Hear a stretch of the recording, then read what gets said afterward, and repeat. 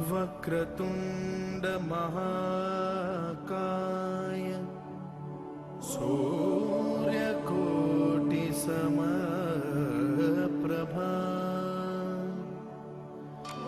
निर्विघ्नं कुरु मे देव सर्वकार्येषु सर्वदा।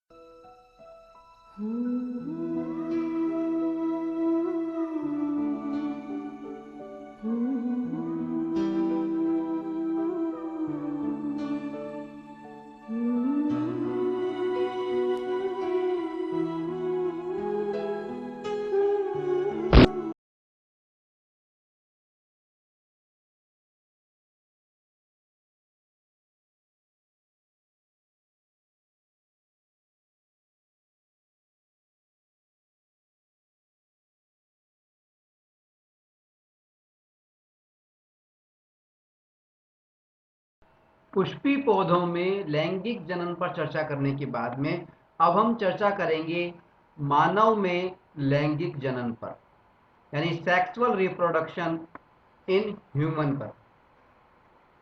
मानव में जो लैंगिक जनन होता है वो काफी हद तक उसका जो मूल कॉन्सेप्ट है, उसकी जो मूल परिकल्पना है, वो काफी हद तक पादपों से मिलती है, पौधों से मिलती है, प्लांट्स से मिलती है।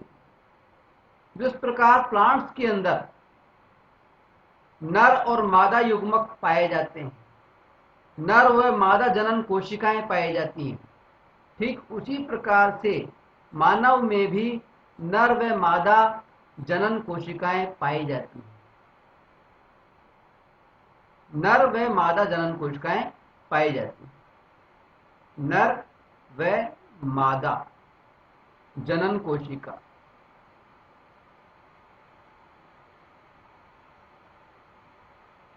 मेल और फीमेल सेक्स सेल्स, नर और मादा जनन कोशिकाएं। जो नर जनन कोशिका है उसको हम बोलते हैं, हिंदी में बोलते हैं शुक्राणु। शुक्राणु और अंग्रेजी में बोलते हैं स्पर्म, SPERM, स्पर्म। नर जनन कोशिका जो है उसको शुक्राणु या स्पर्म बोलते हैं, और मादा जो जनन कोशिका है, मादा जो जनन कोशिका है उसको हम बोलते हैं एग या ओवा। एग या ओवा, या एग यानी अंडा, ठीक है। तो उसको हम बोलते हैं अंड या ओवा, एग या ओवा, EGG एग या ओवा, OVA, ओवा, एग या ओवा, ठीक है। तो पादपों के समान मानव में भी नर व मादा जनन कोशिकाएं पाई जाती हैं, और नर जो जनन कोशिका है, मेल जो सेक्स सेल है, उसको हम बोलते हैं शुक्राणु या स्पर्म, और मादा जो सेक्स सेल है उसको हम बोलते हैं एग या ओवा। एग या ओवा, ठीक है। अब होता क्या है कि नर व मादा सेक्स सेल जब दोनों मिलते हैं, नर व मादा सेक्स सेल जब दोनों मिलते हैं और मिलने के बाद में जब ये फ्यूज करते हैं, यानी इनका निषेचन होता है, फर्टिलाइजेशन होता है, तो फर्टिलाइजेशन होने के बाद में क्या होता है, एक एकल कोशिका बनती है। एकल कोशिका, सिंगल सेल, एकल कोशिका। और इस एकल कोशिका को हम बोलते हैं जाइगोट। ZYGOTE, zygote. और हिंदी में इसको हम बोलते हैं युग्मनज। युग्मनज। तो जब नर व मादा सेक्स सेल आपस में मिलती हैं, नर सेक्स सेल शुक्राणु और मादा सेक्स सेल अंडा या एग या ओवा, जब ये आपस में मिलती हैं तो मिलकर के और क्या बनाती हैं, जाइगोट बनाती हैं। एकल कोशिका बनाती हैं जिसको बोलते हैं जाइगोट। सिंगल सेल बनाती हैं जिसको बोलते हैं जाइगोट, ठीक है। जाइगोट को हिंदी में बोलते हैं युग्मनज, ठीक है। ये जाइगोट और या युग्मनज जो है, ये कोशिका विभाजन होता है इसमें, और ये इसका आकार बड़ा होने लगता है, और बड़ा होकर के ये जाइगोट जो है, ये युग्मनज जो है, ये कई कोशिकाएं बना लेता है। और बहुत सारी कोशिकाएं बनाते हुए ये एक भ्रूण में तब्दील हो जाता है। ये भ्रूण बना लेता है, भ्रूण, एम्ब्रियो, EMBRYO, एम्ब्रियो। एम्ब्रियो या भ्रूण बना लेता है। और ये जो भ्रूण है, ये और ज्यादा कोशिका विभाजन करते हुए बाद में एक चाइल्ड के रूप में, एक बच्चे के रूप में कन्वर्ट हो जाता है। बच्चे के रूप में कन्वर्ट हो जाता है, ठीक है। आई बात समझ कि मानव में जो लैंगिक जनन है, सेक्सुअल रिप्रोडक्शन है, वो ठीक वैसा ही है जैसा कि पादपों में पाया जाता है, ठीक है। पादपों के समान ही मानवों में भी नर व मादा जनन कोशिकाएं होती हैं, मेल और फीमेल सेक्स सेल्स होती हैं। जो नर सेक्स सेल होती है, नर जनन कोशिका होती है, उसको हम बोलते हैं शुक्राणु, और मादा सेक्स सेल होती है, फीमेल सेक्स सेल जो होती है, फीमेल जनन कोशिका जो होती है, उसको हम बोलते हैं एग या ओवा।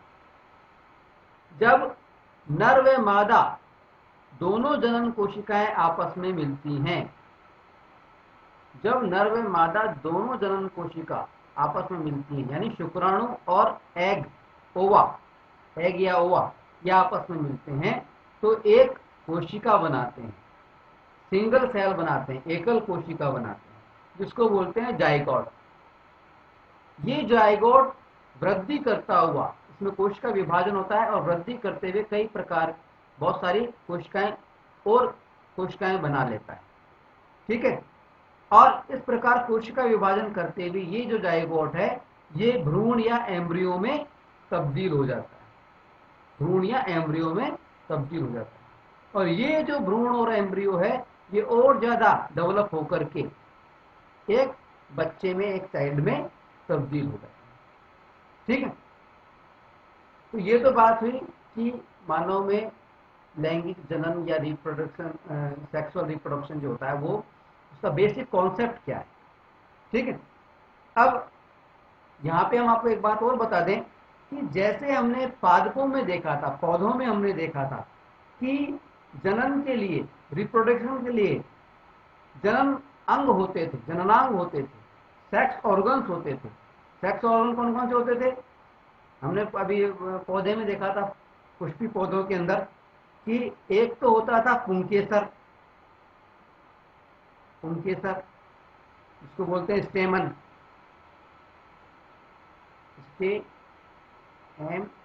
स्टेमन। ये तो पुरुष का जननांग था, नर जननांग था उसके अंदर।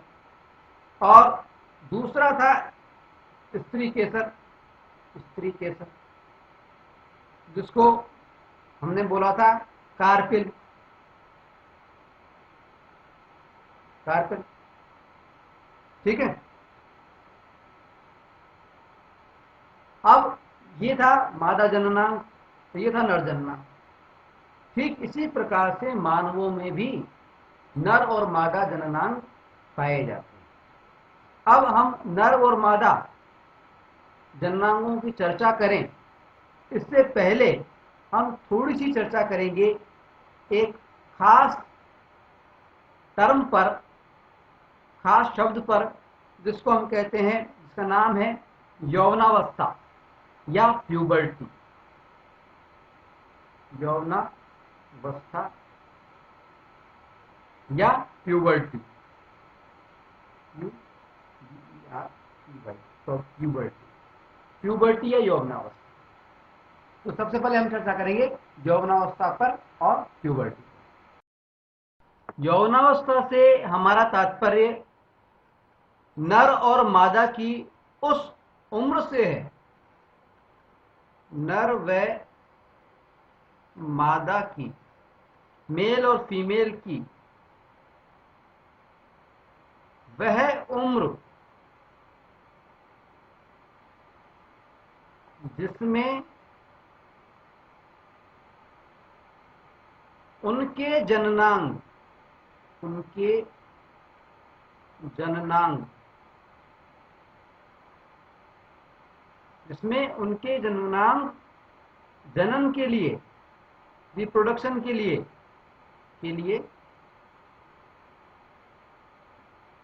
पूर्णतः विकसित हो जाते हैं, पूर्णतः विकसित होते हैं, विकसित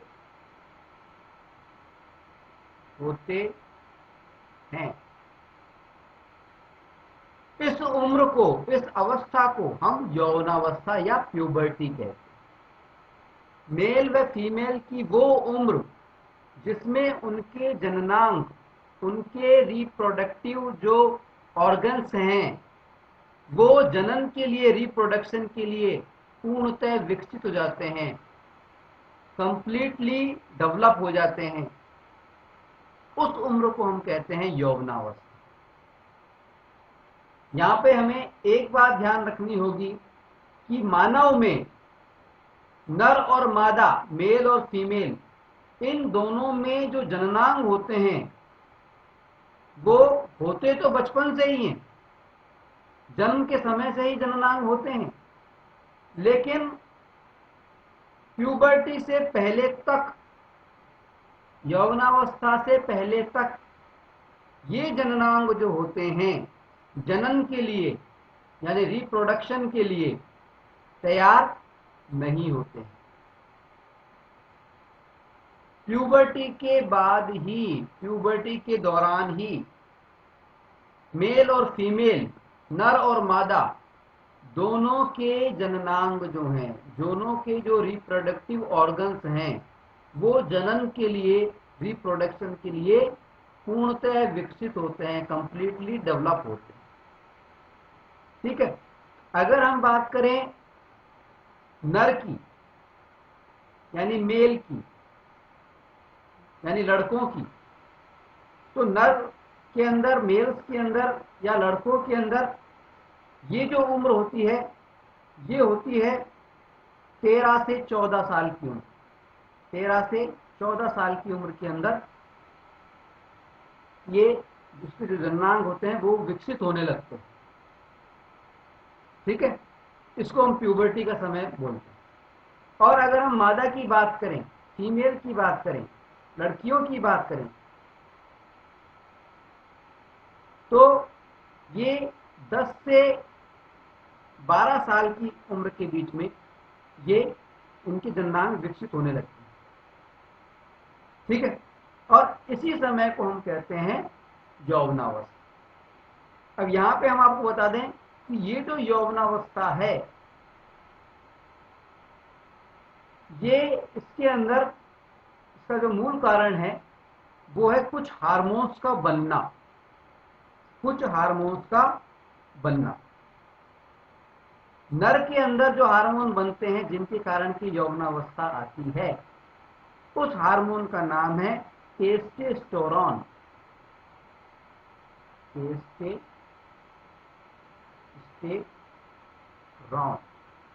टेस्टोस्टेरोन टेस्टोस्टेरोन हार्मोन के कारण नर के अंदर यौवनावस्था के लक्षण दिखाई देने लगते हैं। ठीक है। इसी तरह मादा के अंदर भी दो हार्मोन होते हैं जिनके कारण की यौवनावस्था के लक्षण दिखाई देने लगते हैं। ये जो दो हार्मोन हैं, इनका नाम है, एक तो है एस्ट्रोजन,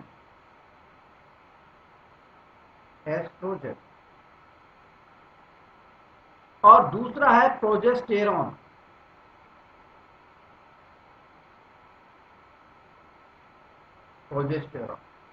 एस्ट्रोजन और प्रोजेस्टेरॉन, ये जो दो हार्मोन हैं, इन दोनों हार्मोनों के कारण ही मादा में यानी फीमेल्स के अंदर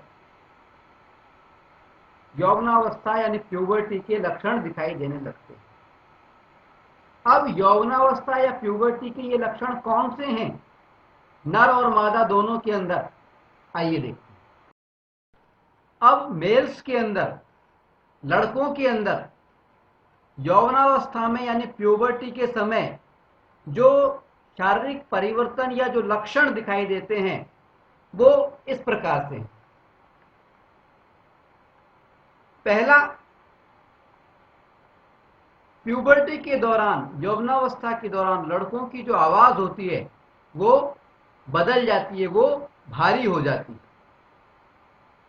दूसरा, यौवनावस्था के दौरान, प्यूबर्टी के दौरान लड़कों के चेहरे पर, मेल्स के चेहरे पर दाढ़ी यानी ब्रीड और मूंछ यानी मुस्टैच आने लगती, चेहरे पर दाढ़ी और मूंछ निकल आती है, बियर्ड और मुस्टैच आ जाती है। बियर्ड यानी दाढ़ी और मुस्टैच यानी मूंछ, बियर्ड और मुस्टैच आने लगती है चेहरे पर। तीसरा परिवर्तन क्या होता है कि उनकी जो काखें होती हैं, आर्मपिट्स काखें जो होती हैं, और जांघों के बीच में, थाइस के बीच में जो जननांगी क्षेत्र होता है, जहां पर जनन अंग होते हैं, प्यूबिक रीजन जो होता है, उसमें बाल आने लग जाते हैं, उसमें हेयर्स का आना शुरू हो जाता है। ठीक है। तीसरा जो परिवर्तन है वो ये है कि मेल्स के जो कंधे होते हैं, शोल्डर्स जो होते हैं, वो फैलने लगते हैं, उनका विस्तार होने लगता है, यानी ब्रॉडनिंग ऑफ शोल्डर्स, कंधों का विस्तार होने लगता है। इसी तरह पांचवा जो परिवर्तन है वो ये है कि मेल्स के अंदर जो एक अंग होता है शिशिन, जिसको हम बोलते हैं अंग्रेजी में पेनीज, ये जो अंग है इसका विस्तार होने लगता है। ठीक है। इसके अलावा छठा परिवर्तन क्या है, त्वचा जो होती है, जो हमारी स्किन होती है मेल्स की, वो तैलीय हो जाती है, उसमें तैलीयपन आ जाता है, और अक्सर इस अवस्था के अंदर मुहासे निकलने लगते हैं। ठीक है। तो ये 5-6 तरीके के ये परिवर्तन लड़कों के अंदर यौवनावस्था में आते हैं। यहाँ पर हमें ये बात भी ध्यान रखनी है कि यौवनावस्था जो लड़कों में आती है उसका मूल कारण है एक हार्मोन जिसका नाम है टेस्टोस्टेरोन।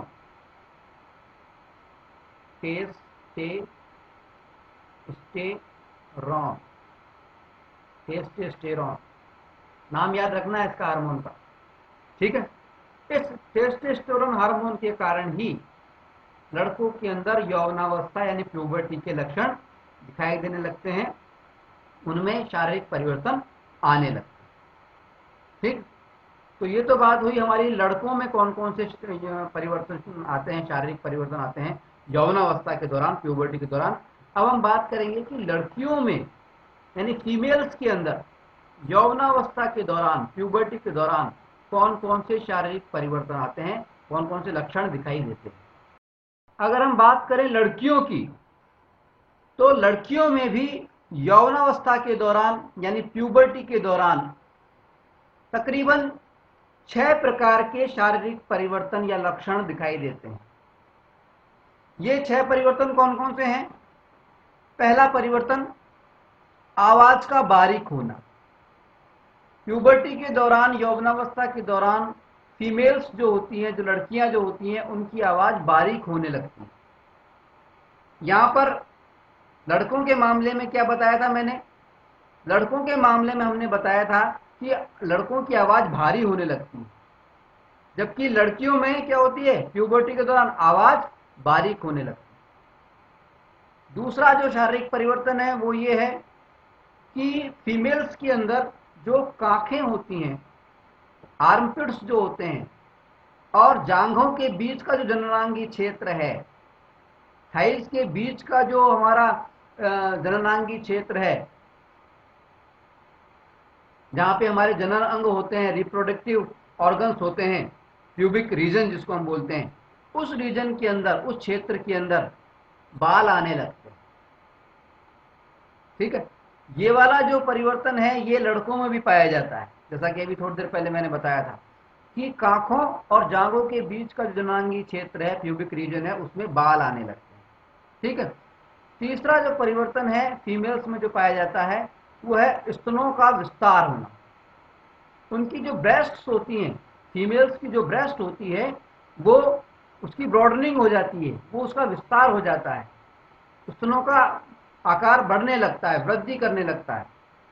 ठीक है, चौथा जो परिवर्तन है जो इस यौवनावस्था में होता है, प्यूबर्टी के दौरान होता है, वो है जांघों और कूल्हों का विस्तार। फीमेल्स के अंदर क्या होता है? जांघें जो होती हैं और जो कूल्हे होते हैं उनका विस्तार होता है, वो उनका आकार बढ़ने लगता है।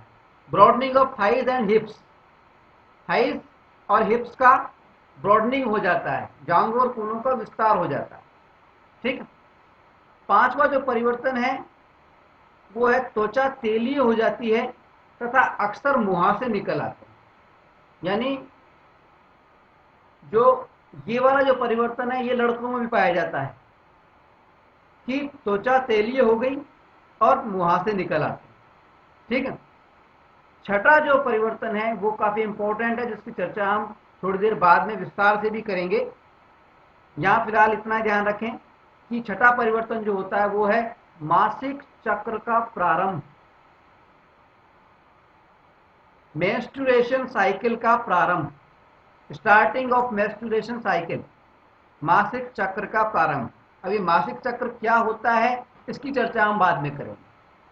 यहां फिलहाल हमें यह ध्यान रखना है कि यौवनावस्था के दौरान लड़कियों में ये 6 तरह के परिवर्तन आते हैं। ठीक, यहां पर हमें एक बात और ध्यान रखनी है, वो ये कि लड़कियों में यौवनावस्था में, प्यूबर्टी के दौरान जो ये शारीरिक परिवर्तन आते हैं 6 प्रकार के, ये आते हैं कुछ हार्मोन्स के कारण। जैसा कि हमने लड़कों के मामले में भी बताया था, लड़कों के मामले में हमने बताया था कि एक हार्मोन है टेस्टोस्टेरोन, उसके कारण लड़कों के अंदर ये प्यूबर्टी के लक्षण दिखाई देते हैं, यौवनावस्था के लक्षण दिखाई देते हैं। इसी प्रकार लड़कियों के अंदर 2 हार्मोन इसके लिए जिम्मेदार होते हैं। ये 2 हार्मोन कौन से हैं? पहले हार्मोन का नाम है एस्ट्रोजन,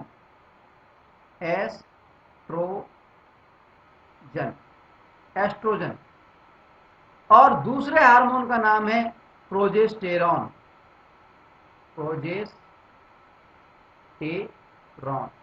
ये जो 2 हार्मोन हैं, एस्ट्रोजन और प्रोजेस्टेरॉन, इन दोनों हार्मोन्स के कारण ही लड़कियों में, फीमेल्स के अंदर यौवनावस्था यानी प्यूबर्टी के लक्षण दिखाई देते हैं।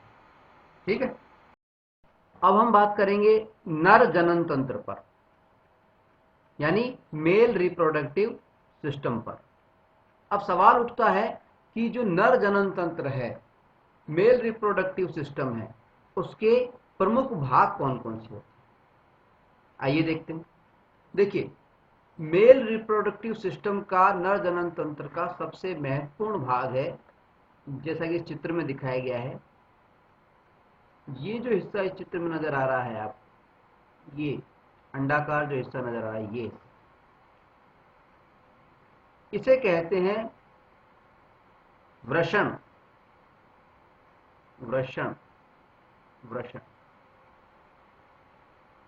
और अंग्रेजी में इसको बोलते हैं टेस्टिस। टेस्टिस टेस्टिस क्या बोलते हैं? टेस्टिस, TESTIS, टेस्टिस, वृषण या टेस्टिस। ठीक है। दूसरा जो भाग है वो उस टेस्टिस के ऊपर है। ये जो हिस्सा नजर आ रहा है, ये वाला हिस्सा, ये जो हिस्सा है, आपकी बुक में जो चित्र दिया गया है उसमें नहीं बताया गया है इस हिस्से को। इसका नाम होता है इपिडीडेमिस। इपिडीडेमिस,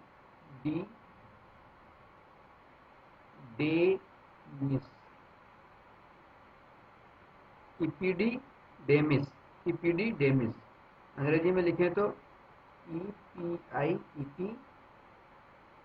DID, डेमिस, DYMIS, इपिडीडेमिस। ये जो इपिडीडेमिस होता है, इसका क्या काम होता है अभी बताएंगे हम आपको। ठीक है। तीसरी जो चीज है, ये इपिडीडेमिस से एक नली जा रही है। देखिए, ये नली, एक नली जा रही है, ये नली जा रही है, नजर आ रही होगी आपको, ये पूरी नली, ये जो नली नजर आ रही है आपको, ये इपिडीडेमिस से जो नली जा रही है, इसको हम बोलते हैं,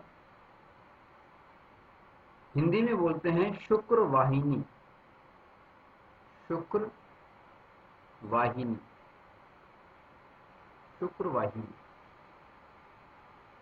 और अंग्रेजी में उसको बोलते हैं vas deferens, VAS difference, DEFERENS, vas deferens. इसको स्पर्म डक्ट भी कहते हैं, SPERM, sperm duct, DUC, duct, sperm duct भी कहते हैं, शुक्रवाहिनी या स्पर्म डक्ट कहते हैं। ठीक। अब शुक्रवाहिनी आगे जाती है और वहां पर ये जो दो थैलीनुमा, ये जो संरचनाएं हैं, एक संरचना ये जो पहली संरचना जो आती है, इस संरचना को हम बोलते हैं, हिंदी में बोलते हैं शुक्राशय। शुक्राशय।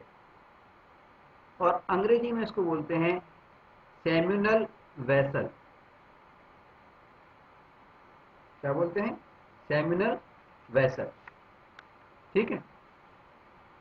और दूसरी जो ग्रंथि है, ये जो दूसरी ग्रंथि नजर आ रही है, इसको बोलते हैं prostate. Prostate prostate prostate prostate ग्रंथि।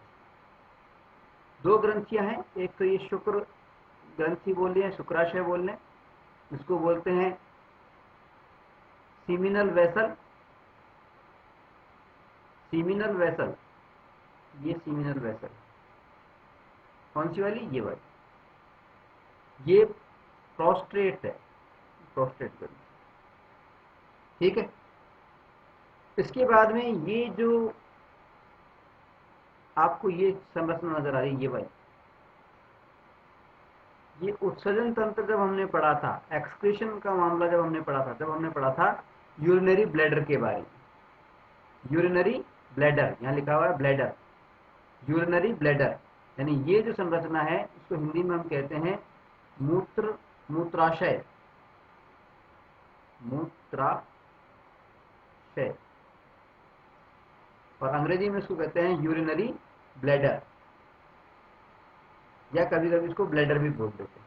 ठीक है, अब मूत्राशय से जो ये नली आ रही है, देखिए मूत्राशय से एक नली आ रही है, देखिए मूत्राशय से एक नली आ रही है, और ये जो शुक्र वाहिनी जो आ रही है ये भी घूम करके इसी नली के अंदर आकर के बाद में मिल जाएगी। मूत्राशय से जो ये नली आ रही है इसको हम कहते हैं यूरेथ्रा या मूत्र मार्ग, यूरेथ्रा या मूत्र मार्ग, मूत्र मार्ग।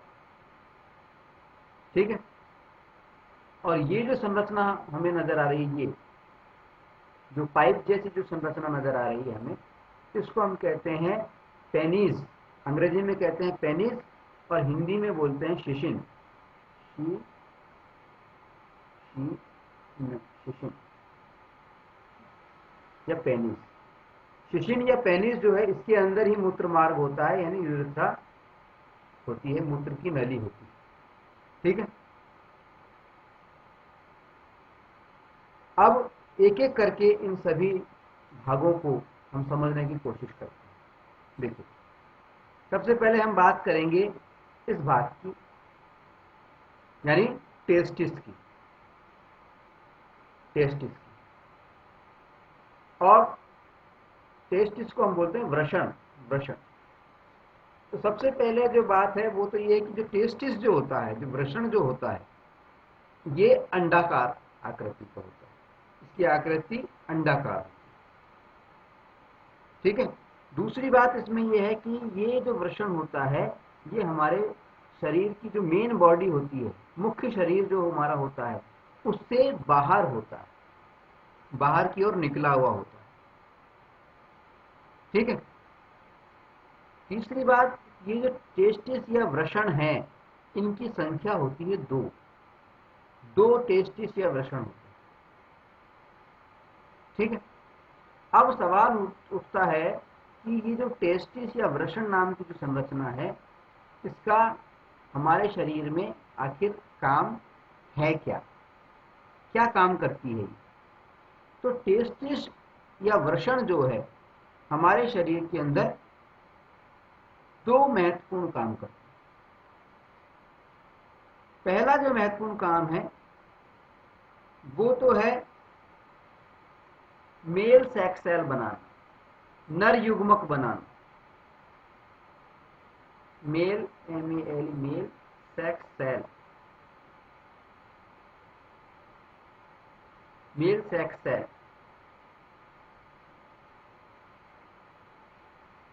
नर जनन कोशिका, जनन कोशिका, नर जनन कोशिका या मेल सेक्स सेल का निर्माण करना, का निर्माण करना। तो टेस्टिस या वृषण जो है इसका पहला काम है मेल सेक्स सेल यानी नर जनन कोशिका का निर्माण करना। अब नर जनन कोशिका को हम क्या बोलते हैं? हम बोलते हैं शुक्राणु। शुक्राणु क्या बोलते हैं? शुक्राणु। और अंग्रेजी में इसको बोलते हैं स्पर्म, SPERM, स्पर्म। यानी वृषण जो है, टेस्टिस जो है, इसका सबसे प्रमुख काम है मेल सेक्स सेल, नर जनन कोशिका का निर्माण करना। नर जनन कोशिका को हम हिंदी में शुक्राणु बोलते हैं और अंग्रेजी में स्पर्म बोलते हैं। यानी शुक्राणु या स्पर्म का निर्माण कहां पर होता है मानव शरीर के अंदर? टेस्टिस में, वृषण में। ठीक है, बस। दूसरा महत्वपूर्ण काम क्या होता है टेस्टिस का? टेस्टिस का दूसरा जो महत्वपूर्ण काम है वो ये है एक विशेष प्रकार का हार्मोन बनाना, हार्मोन बनाना। कौन सा हार्मोन बनाना? टेस्टोस्टेरोन। कौन सा हार्मोन बनाना? टेस्टोस्टेरोन,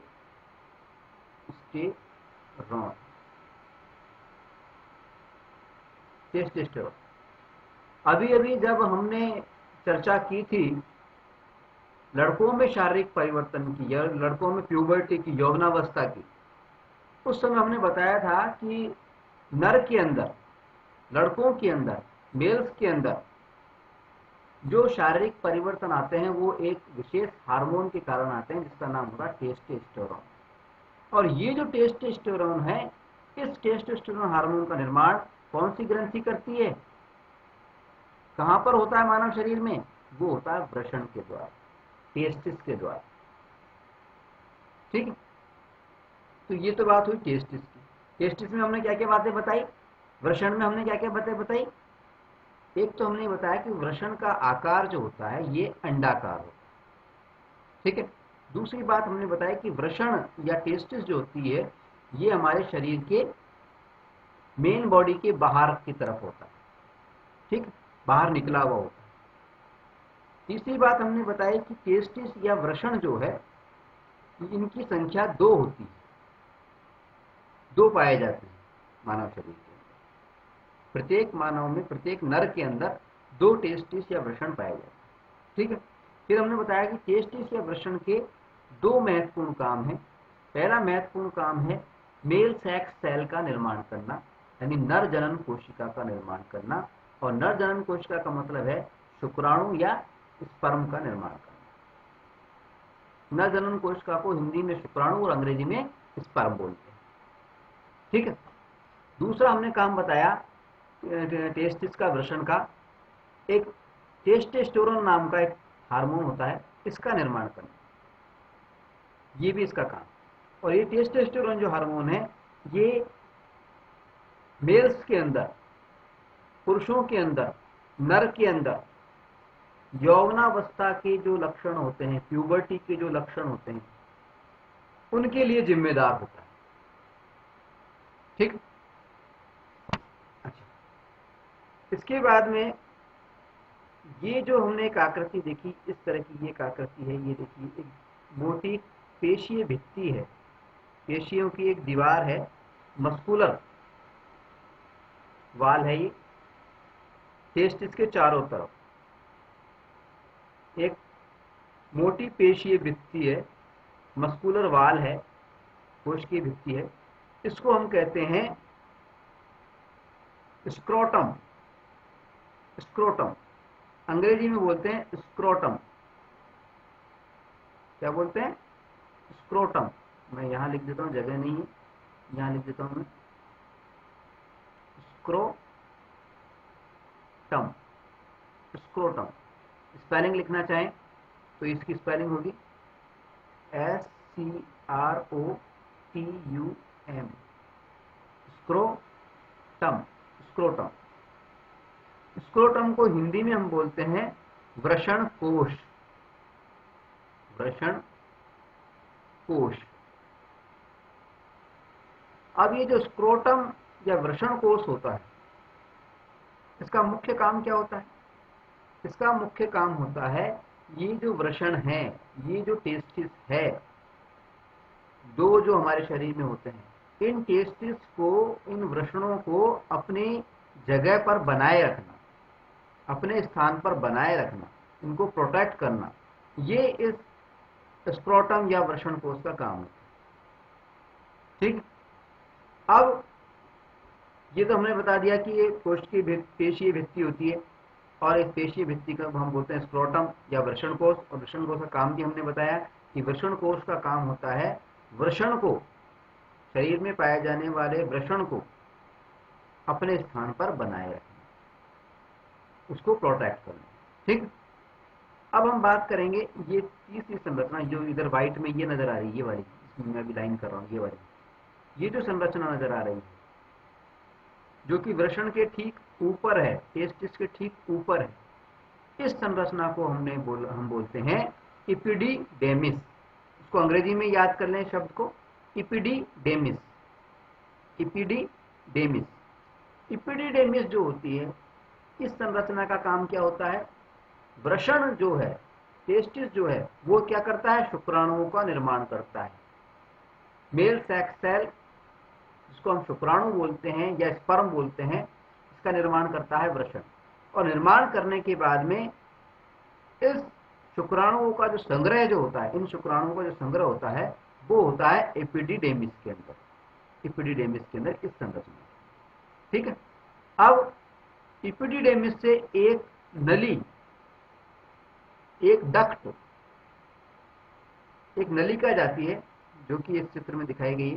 ये नली जो जा रही है, ये वाली, ये जो नली, ये जो आगे भी जा रही है, इस नली को हम बोलते हैं शुक्रवाहिनी, क्योंकि ये शुक्राणुओं का वाहन करती है, शुक्राणुओं का ट्रांसपोर्टेशन करती है, परिवहन करती है, इसलिए इसको हम बोलते हैं शुक्रवाहिनी, शुक्रवाहिनी। और अंग्रेजी में इसको हम स्पर्म डक्ट भी कहते हैं। स्पर्म यानी शुक्राणु और डक्ट यानी नली, शुक्राणुओं वाली नली, या इसको हम वास डिफरेंस भी कहते हैं, वास डिफरेंस भी कहते हैं। ठीक है। इस नली का काम है कि वृषण के द्वारा जो शुक्राणु बनाए गए हैं, टेस्टिस के द्वारा जो शुक्राणु बनाए गए हैं, जो कि एपिडिडेमिस के अंदर संग्रहित हैं, जो कि एपिडिडेमिस के अंदर संग्रहित हैं, इन शुक्राणुओं को एक स्थान से दूसरे स्थान की ओर ले जाना, आगे की ओर ले जाना, ये इस शुक्रवाहिनी का काम है, स्पर्म डक्ट का काम। आगे की ओर ये कहां ले जा रही है स्पर्म डक्ट या शुक्रवाहिनी? वास डिफरेंस कहां पे लेके जा रही है? आगे की ओर अगर हम देखें शुक्रवाहिनी को, तो आगे की ओर जब ये शुक्रवाहिनी जाती है तो इसे दो महत्वपूर्ण ग्रंथियां मिलती हैं, दो महत्वपूर्ण ग्रंथियां मिलती हैं। एक जो ग्रंथि है उसको तो हमने बोला शुक्राशय या सेमिनल वेसल, सेमिनल वेसल, इसको हिंदी में शुक्राशय बोल दिया। ठीक है। और दूसरी जो ग्रंथि है उसको हमने बोला है प्रोस्ट्रेट, प्रोस्ट्रेट। दो ग्रंथियां हैं, दो ग्लैंड हैं, दो ग्लैंड हैं जो शुक्रवाहिनी को मिलती हैं आगे जाकर के। एक का नाम है शुक्राशय, अंग्रेजी में जिसको हम कहते हैं सेमिनल वेसल, और दूसरी का नाम है प्रोस्टेट, प्रोस्टेट। ठीक है। ये दोनों जो ग्रंथियां हैं एक विशेष प्रकार का द्रव स्रावित करती हैं, विशेष प्रकार का द्रव स्रावित करती हैं, और ये इस द्रव को शुक्रवाहिनी के अंदर ला करके छोड़ देती। शुक्रवाहिनी में जो शुक्राणु होते हैं वो इस द्रव से मिलकर के एक विशेष प्रकार का तरल बनाते हैं, एक विशेष प्रकार का तरल बनाते हैं, और इस तरल का नाम होता है, हिंदी में अगर हम बोलना चाहें तो इस तरल को बोलते हैं वीर्य, वीर्य। और अंग्रेजी में अगर हम इसको हम बोलना चाहें तो इसको हम बोलते हैं सीमन, SEMEN, सीमन।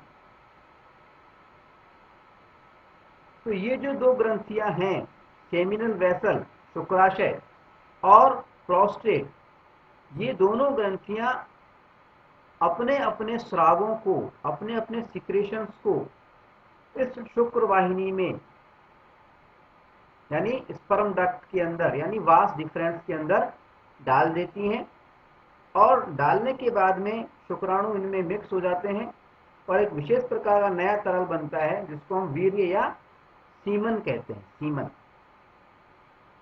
ठीक है। वीर्य या सीमन कहते हैं। अब शुक्रवाहिनी में जो शुक्राणु होते हैं उनमें ये जो तरल मिलते हैं दोनों ग्रंथियों के, सेमिनल वेसल के, शुक्राशय के और प्रोस्टेट के, ये जो तरल है ये दो महत्वपूर्ण काम करते हैं। पहला काम तो ये है कि ये शुक्राणुओं को, इनके मिलने से शुक्राणुओं का स्थानांतरण, एक स्थान से दूसरे स्थान पर ट्रांसपोर्टेशन आसान हो जाता है। शुक्राणु को एक तरल माध्यम प्राप्त हो जाता है जिससे कि वो आसानी से तैर सकते हैं, आगे बढ़ सकते हैं, तो इनका स्थानांतरण आसान हो जाता है। ठीक है। दूसरा प्रभाव ये पड़ता है कि शुक्राणुओं को पोषण भी इस तरल से प्राप्त होता है। ठीक है। और इस तरल को शुक्राणुओं को मिलाकर के जो नाम दिया है वो हमने दिया वीर्य या सीमन। ठीक। अब क्या होता है, शुक्रवाहिनी आगे बढ़ती है। ठीक है। इसमें दोनों के सीक्रेशंस मिल गए, दोनों ग्रंथियों के, सीमेनल वेसल के और प्रोस्टेट के, और ये सीमन बन गया। अब शुक्र वाहिनी आगे बढ़ती है। आगे बढ़ने के बाद में क्या होता है, ये किससे मिल जाती है, मूत्राशय से एक नली आती है, ये मूत्राशय है, इस मूत्राशय से एक नली आती है जिसको हम बोलते हैं यूरेथ्रा। तो ये जो शुक्र वाहिनी है आगे चल के यूरेथ्रा के साथ में यानी मूत्र मार्ग के साथ में मिलकर के एक संयुक्त नली बना लेती है। शुक्र वाहिनी जो है, वास डिफरेंस जो है, स्पर्म डक्ट जो है, ये मूत्राशय से निकलने वाली जो नली है उसको यूरेथ्रा हम बोलते हैं अंग्रेजी में, और हिंदी में मूत्र मार्ग बोलते हैं, उस नली से ये मिल जाती है और मिलकर के एक कॉमन पाथ बनाती है, कॉमन पैसेज बनाती है, एक संयुक्त नली बनाती है। ठीक है। और ये जो संयुक्त नली है जिसको हम यूरेथ्रा के नाम से जानते हैं, ये संयुक्त नली पेनिस से होते हुए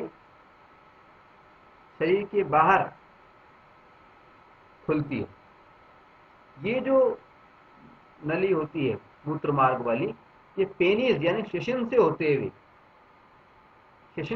हुए और हमारे शरीर के बाहर की ओर खुलती है।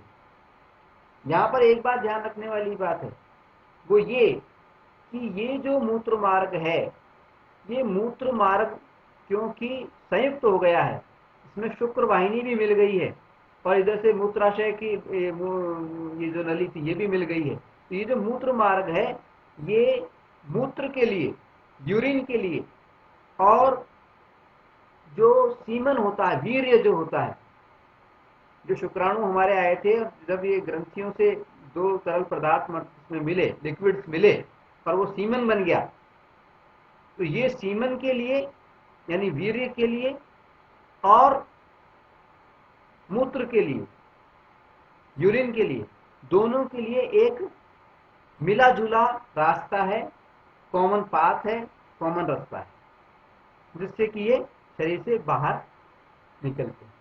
ठीक है। मूत्र भी इसी मार्ग से निकलता है, यूरेथ्रा से या मूत्र मार्ग से निकलता है, और वीर्य भी इसी मार्ग से निकलता है, वीर्य या सीमन भी इसी मार्ग से निकलता है। एक बार में एक ही चीज निकलती है, दोनों चीजें एक साथ नहीं निकलती। ठीक है।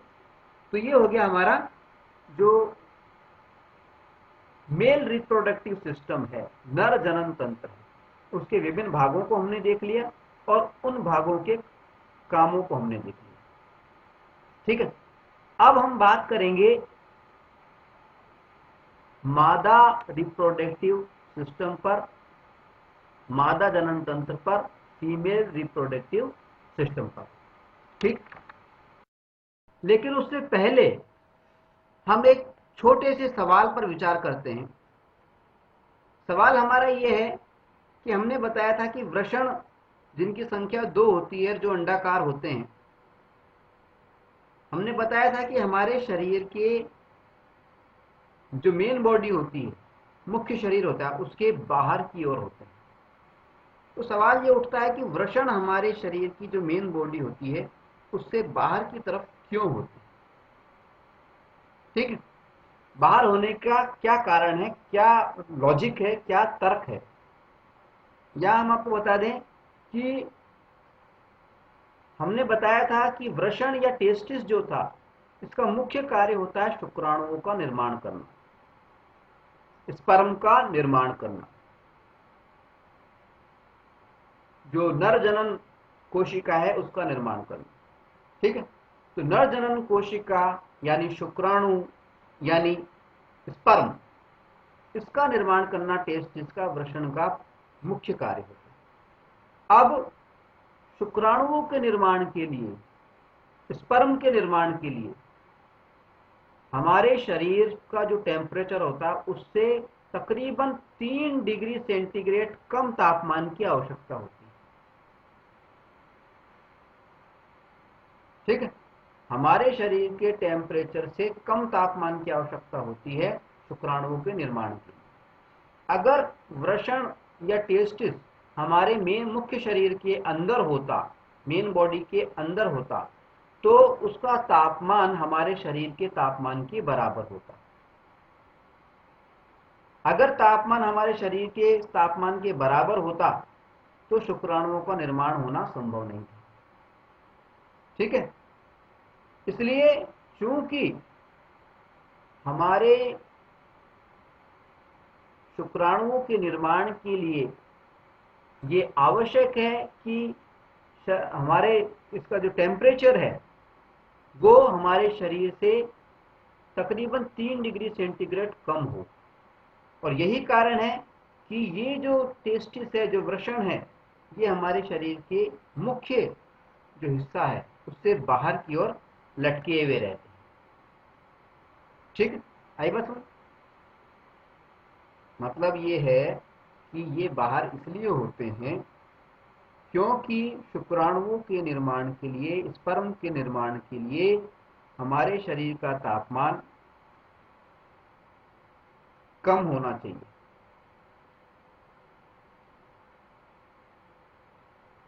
ठीक है, शुक्राणुओं के निर्माण के लिए जो टेम्परेचर चाहिए वो हमारे शरीर के टेम्परेचर से 3 डिग्री सेंटीग्रेड कम होना चाहिए। अब ये बाहर होते हैं तो यहाँ पर जो टेम्परेचर पाया जाता है वो हमारे शरीर से तकरीबन 3 डिग्री सेंटीग्रेड कम पाया जाता है। ठीक, चलिए चर्चा को आगे बढ़ाते हैं और बात करते हैं मादा जनन तंत्र की, यानी फीमेल रिप्रोडक्टिव सिस्टम की। ठीक है, तो जहां तक बात है मादा जनन तंत्र की, फीमेल रिप्रोडक्टिव सिस्टम की, तो सबसे पहले सवाल ये उठता है कि मादा जनन तंत्र या फीमेल रिप्रोडक्टिव सिस्टम की पोजीशन मादा के शरीर में कहां पर होती है। तो मादा के शरीर में, फीमेल के शरीर में जो जनन तंत्र होता है, रिप्रोडक्टिव सिस्टम होता है, इसकी जो पोजीशन होती है दोनों पैरों के बीच में होती है, जांघों के बीच में होती है। ठीक है, यहीं पर दूसरी बात भी हम बता दें कि मादा जनन तंत्र, फीमेल रिप्रोडक्टिव सिस्टम, और नर जनन तंत्र यानी मेल रिप्रोडक्टिव सिस्टम, इन दोनों में एक बेसिक अंतर है, एक आधारभूत अंतर है। वो अंतर क्या है? वो अंतर ये है कि नर जनन तंत्र की जो पोजीशन होती है वो मेन बॉडी से बाहर होती है, मुख्य शरीर से बाहर होती है। जैसा कि हमने थोड़ी देर पहले आपको बताया था कि वृषण जो होते हैं, टेस्टिस जो होते हैं, जो कि नर जनन तंत्र का मुख्य हिस्सा है, वो मेन बॉडी से बाहर होते हैं। क्यों होते हैं?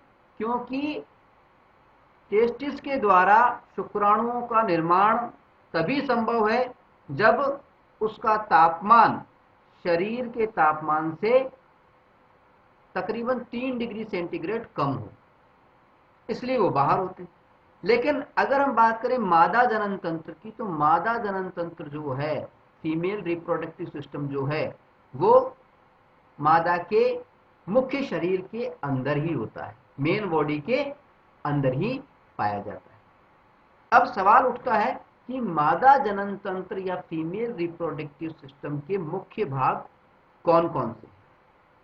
ठीक, देखिए, मादा जनन तंत्र या फीमेल रिप्रोडक्टिव सिस्टम के 5 मुख्य भाग, 5 मुख्य भाग। सबसे पहले तो हम इन 5 मुख्य भागों के नाम जानेंगे और उसके बाद में एक एक करके प्रत्येक भाग के बारे में थोड़ी विस्तृत चर्चा करेंगे। ठीक है, अब ये 5 भाग कौन से हैं? देखिए, इस चित्र को देखते हैं। ये जो चित्र दिया गया है, ये चित्र मादा जनन तंत्र का है, फीमेल रिप्रोडक्टिव सिस्टम का। ठीक, अब इस चित्र के अंदर हम मादा जनन तंत्र के सभी मुख्य भागों को नामांकित करने की कोशिश करेंगे, आइडेंटिफाई करने की कोशिश करेंगे। देखिए, चित्र में ये जो संरचना आपको नजर आ रही है, दोनों तरफ ये जो संरचना आपको नजर आ रही है, इस संरचना को हम बोलते हैं अंडाशय। अंडाशय, और अंग्रेजी में इसको हम बोलते हैं ओवरी। OVARY, ओवरी, अंडाशय या ओवरी। ठीक, इसके बाद में अंडाशय से जुड़ी हुई ये जो संरचना आपको नजर आ रही है, ये वाली संरचना जो दोनों तरफ ही आपको नजर आ रही है इस तरह से, ये वाली, इस संरचना का नाम है, इसको संरचना को हम बोलते हैं fallopian tube. Fallopian tube, fallopian tube को हम ओविडक्ट भी बोलते हैं, OVI डक्ट, DUCT डक्ट, और इसको हिंदी में हम डिंब वाहिनी भी कहते हैं। ओवी मतलब डिंब, डक्ट यानी वाहिनी या नली, डक्ट। ये जो संरचना है उसको फैलोपियन ट्यूब बोलते हैं या ओविडक्ट बोलते हैं या हिंदी में डिंब वाहिनी बोलते हैं। ठीक है, अब ये जो ओविडक्ट है, फैलोपियन ट्यूब है, डिंब वाहिनी है, दोनों डिंब वाहिनियां संयुक्त होकर के, ज्वाइन होकर के और एक विशेष प्रकार की संरचना बनाती हैं, थैले जैसी, बैग जैसी, थैले जैसी ये संरचना बनाती हैं। ये जो संरचना बनाई थैले जैसी, ये जो संरचना बनी, ये इस संरचना का नाम है, इस संरचना को हम बोलते हैं यूट्रस। अंग्रेजी में बोलते हैं uterus, uterus,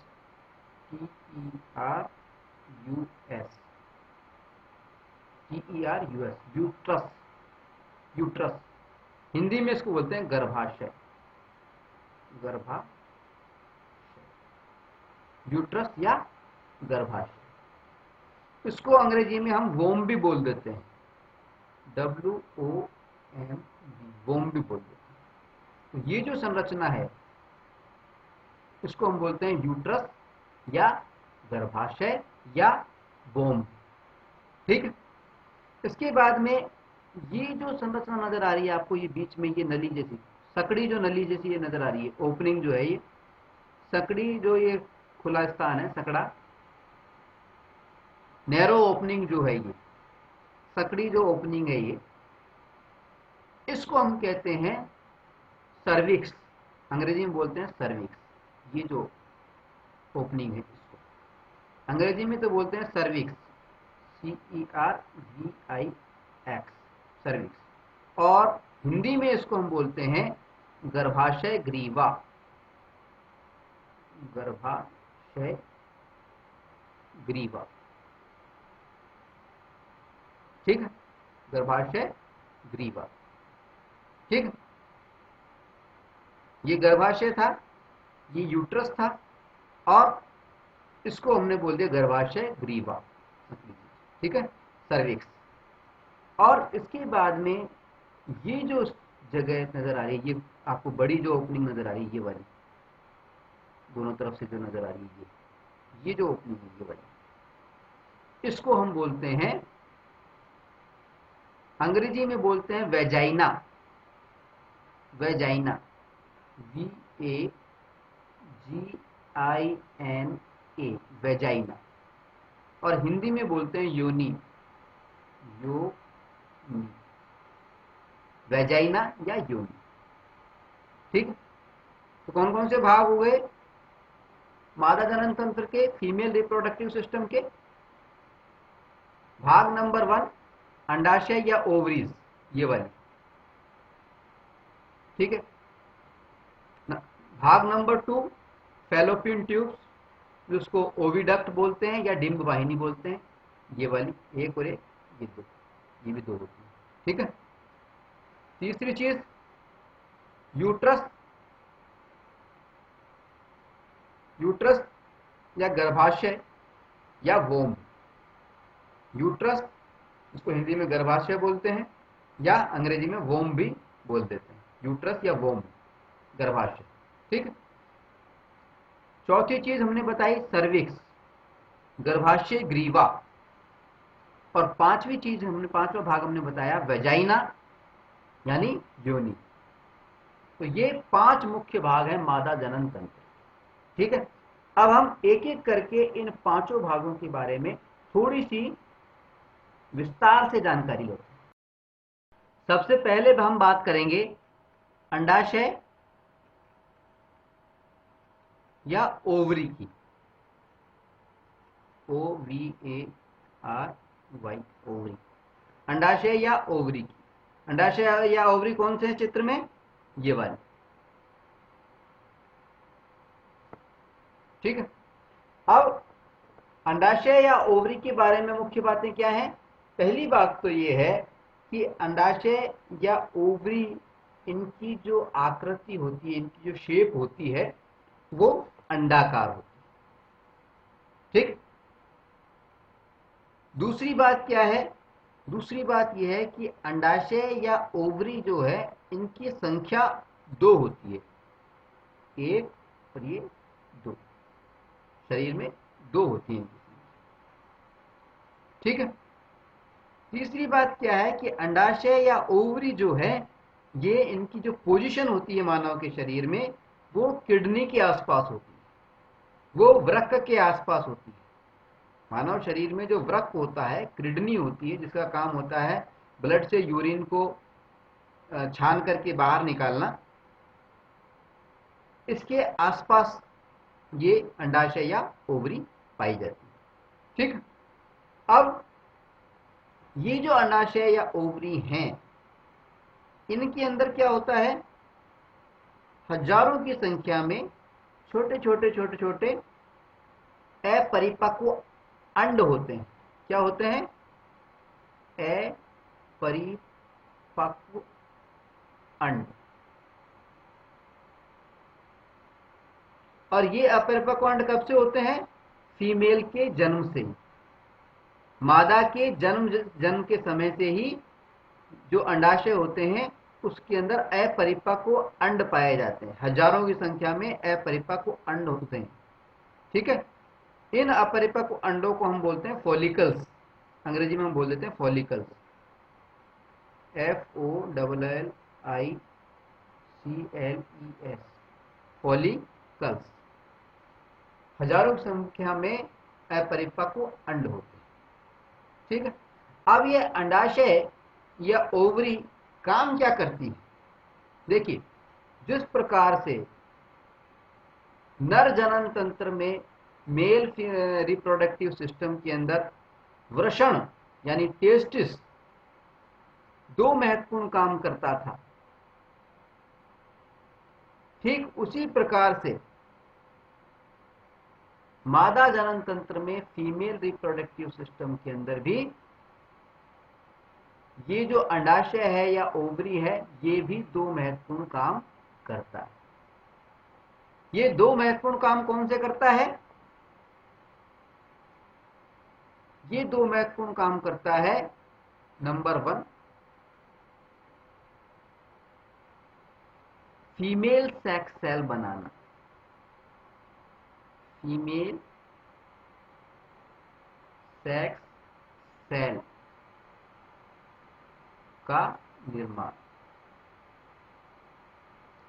female sex cell का मतलब है मादा जनन कोशिका, मादा जनन कोशिका, मादा जनन कोशिका का निर्माण करना। अब मादा जनन कोशिका जो होती है, इसको हम बोलते हैं एग, एग, या इसको हम डिम्ब भी बोल देते हैं, डिम्ब, डिम्ब, एग या डिम्ब, एग या डिम्ब का निर्माण करना। ठीक है। दूसरा इसका जो काम होता है, वो काम क्या होता है? वो काम होता है 2 हार्मोन बनाना, जनन हार्मोन बनाना, हार्मोन बनाना, हार्मोनों का श्रावण करना। कौन से दो हार्मोन हैं ये? नंबर 1 एस्ट्रोजन, एस्ट्रोजन, और number 2 progesterone, number 2 progesterone, progesterone. ये दोनों हार्मोनों के बारे में, एस्ट्रोजन और प्रोजेस्टेरॉन, इन दोनों के बारे में हम जब हमने प्यूबर्टी की बात की थी, यौवनावस्था की बात की थी, उस समय हमने बताया था कि एस्ट्रोजन और प्रोजेस्टेरॉन जो हार्मोन होते हैं ये फीमेल्स के अंदर, लड़कियों के अंदर, मादा के अंदर प्यूबर्टी के लक्षणों के लिए जिम्मेदार होते हैं, यौवनावस्था के लक्षणों के लिए जिम्मेदार होते हैं। ठीक है, तो हमने बताया कि अंडाशय या ओवरी के दो महत्वपूर्ण काम हैं। पहला काम तो है फीमेल सेक्स सेल का निर्माण करना, मादा जनन कोशिका का निर्माण करना, एग या डिंब का निर्माण करना। मादा जनन कोशिका या फीमेल सेक्स सेल को हम बोलते हैं एग, हिंदी में बोलते हैं डिंब। तो एग या डिंब का निर्माण करना।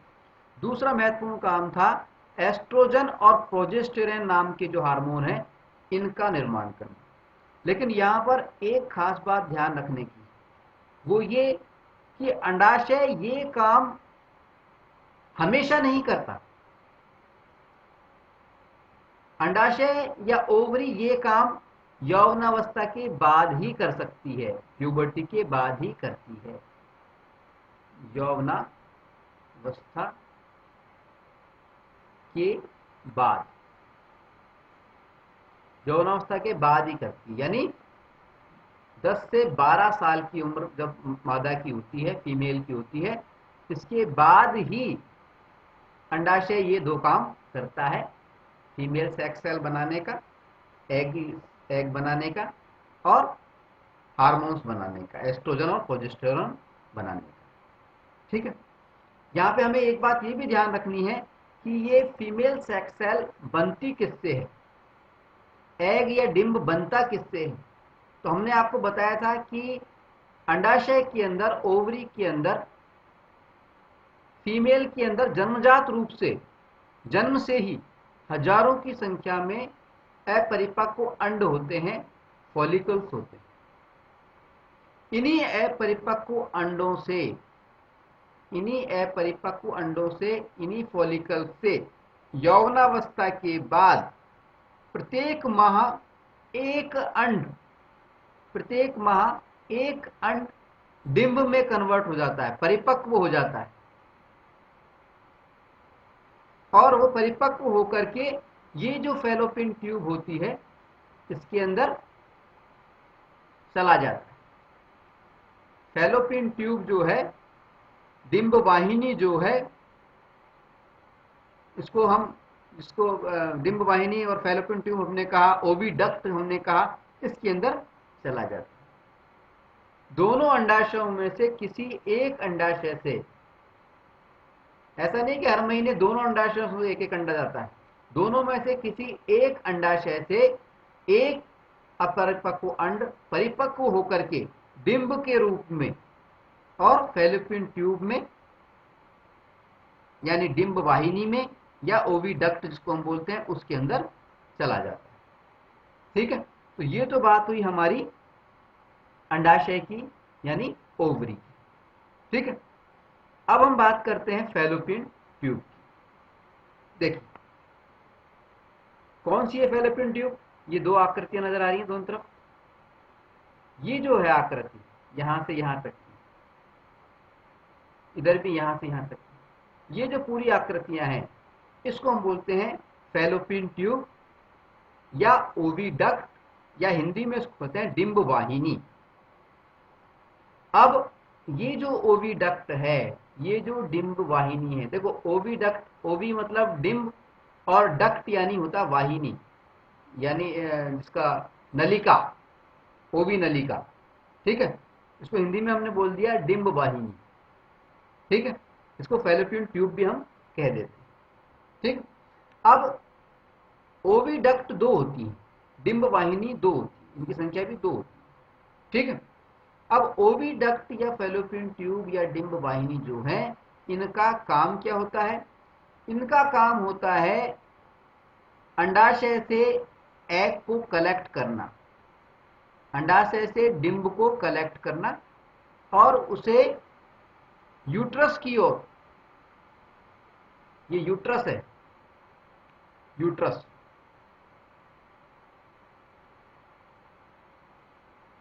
यूट्रस यानी गर्भाशय,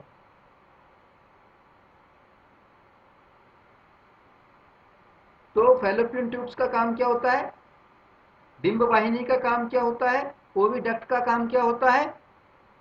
इसका काम होता है अंडाशय से परिपक्व अंड को यानी डिंब को कलेक्ट करना, संग्रहित करना और उसे गर्भाशय की ओर यानी यूट्रस की ओर लेकर के जाना। ठीक है, ये इसका काम होता है, गर्भाशय की ओर लेकर के जाती है। अंडे को कलेक्ट किया और कलेक्ट करने के बाद में इसको ये गर्भाशय की ओर लेकर के जाती है। ठीक, तो ये तो बात हो गई हमारी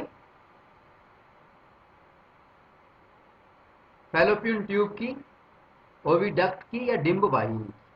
ठीक है, अब अगली संरचना की बात करें, गर्भाशय, यूट्रस। यूट्रस क्या होता है?